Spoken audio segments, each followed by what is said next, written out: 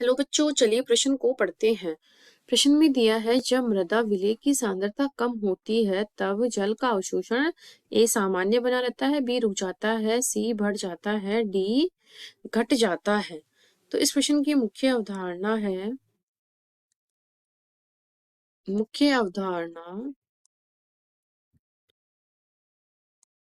परासरण। तो परासरण में क्या होता है, जो विलेय के अणु होते हैं, विलेय के अणु क्या करते हैं, उच्च सांद्रता से निम्न सांद्रता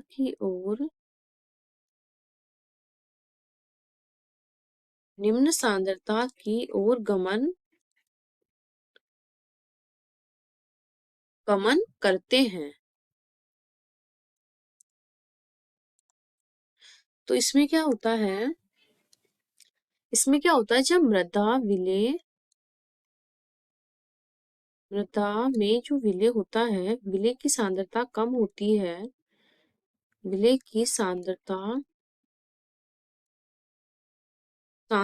कम, तो जल के अवशोषण में क्या होती है, सांद्रता कम तो जल क्या होता है, जल का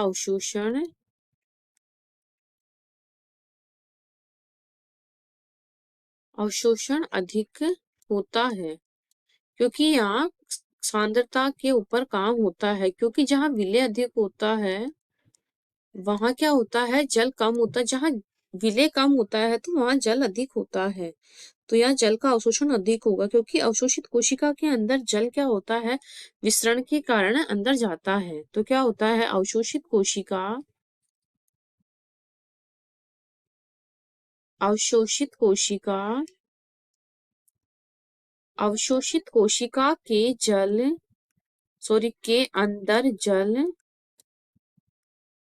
के अंदर जल का जो विसरण के कारण होता है, विसरण के कारण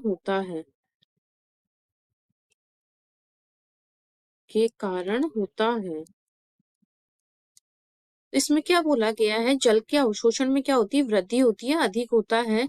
यह अवशोषित कोशिका के अंदर जल के विसरण के कारण होता है, क्योंकि यहाँ जो मृदा होती है उसमें विलेय की सांद्रता तो कम होती है, इस वजह से वहां पर क्या होता है, जल अधिक होता है, तो जल का अवशोषण अधिक हो जाता है। तो क्या होता है, इसके अंदर जो जल होता है वो अपनी उच्च सांद्रता से निम्न सांद्रता की ओर जल क्या होता है, उच्च सांद्रता से निम्न सांद्रता की ओर क्या करता है, उच्च सांद्रता से निम्न सांद्रता की ओर क्या करता है, गमन करता है। इसलिए ही क्या होता है, मृदा में कण विलेय होते हैं तो जल की सांद्रता वहां अधिक होती है, जिससे क्या होता है, जल अधिक मात्रा में अवशोषित कर लिया जाता है।